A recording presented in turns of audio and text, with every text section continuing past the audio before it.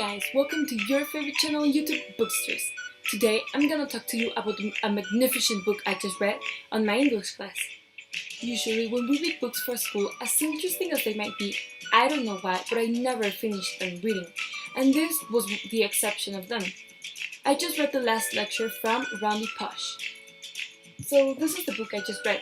At first, you might see it and think how unimaginative of the author to do it that way. I mean, please, look at it. It looks as if a 2-year-old wrote on it, doesn't it? Like, he just took a crayon and started drawing. But on the moment that you open the book and you start reading all through these pages, you cannot stop. The words feel you and it's incredible. Okay, but now let's start talking a bit about the book in general terms. The book itself does not take place on any certain place, since it is like a series of events that the author tells us throughout his life that he lived and the life lessons he learned through them. So there are different places he goes back and forth. But first of all, who is Randy Posh really? And why did he decide to write a book about life lessons? I mean, isn't that very boring to read? Why would someone want to read about that? In fact, it's the complete opposite. Randy Posh is an admirable and fighting man. At the age of 47, while he was a teacher at the University of Virginia, he was asked to give a last lecture. But do you know what's the last lecture? Well, for the ones that don't know, it is a speech for recognized and admired teachers, and they are asked to give a speech where they have to think as if they were almost going to die. And then they have to put all their wisdom in just 1 hour and explain it to their students, so that they can get whatever this person has to give them. What a crazy idea is this? But you're not just gonna believe it. At the moment when Randy received this proposal, he was just diagnosed with terminal cancer, pancreatic cancer in fact. And ironically, this was gonna mean that it was gonna be his really last lecture of all. Randy was a father of 3 magnificent children, so he decided that his last lecture he was gonna give it and dedicate it to his 3 children.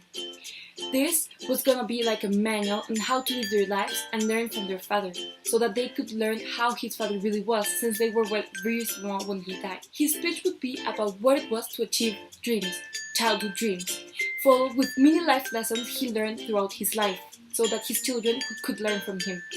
The character that's persistent to say in some way in the book is Posh, really, since he's the one who tells us all his story and all his life, and he changes characters throughout all his different narrations and chapters because he's telling us parts of his life with different parts of people.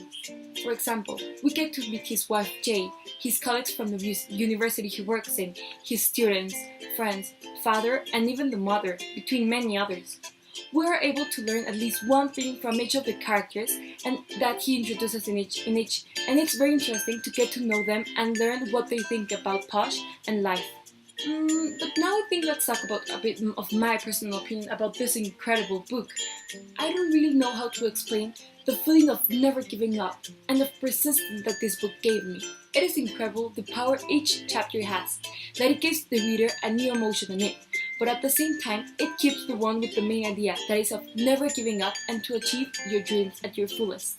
It talks about those obstacles in life you will encounter, which he calls them brick walls in a certain way. And what are the purpose of these brick walls? But that even if we have these things in life, we have to learn how to surpass them and still continue with our dreams. In fact, in the book, he states, "The brick walls are not there to keep us out. The brick walls are there to give us a chance to show how badly we want something.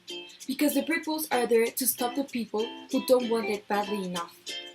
I also love the way Posh tells us all of his thousands of stories in life in a colloquial but very interesting and funny way, grabbing our attention and keeping us very interested in the reading. But for the same reason of talking about so many things in such a little book, I mean, look at the book, it barely has 200 pages.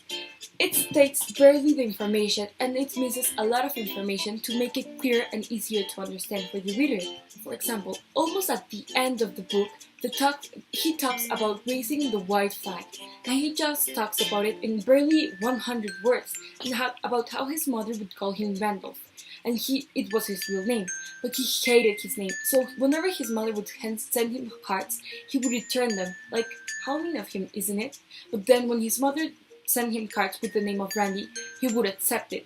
but he never states the connection about raising the white flag and his name with his mother, so it's kind of confusing that part to the reader and it's unclear. But well, in overall, I found the book very inspiring and motivating, and I can explain it with the use of just 2 quotes from the book. The first one is, "Your passion must come from the things that fuel you from the inside, not from the outside." This means that you should let your heart guide you with the things that you want, and that will lead you to your happiness. The other one is, "It's not about how to achieve your dreams, it's about how to live your life.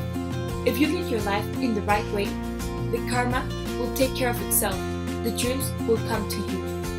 This quote means that you should not try to manage everything to accomplish your dreams, but instead, you should just focus on your life.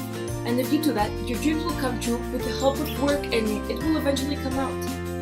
Well guys, this is all for today. I really hope that you enjoyed it and that after seeing this, you're just going to get out and run and grab this book and buy it because it really is worth it. See you later in Bookstores with more book reviews and recommendations. Thank you.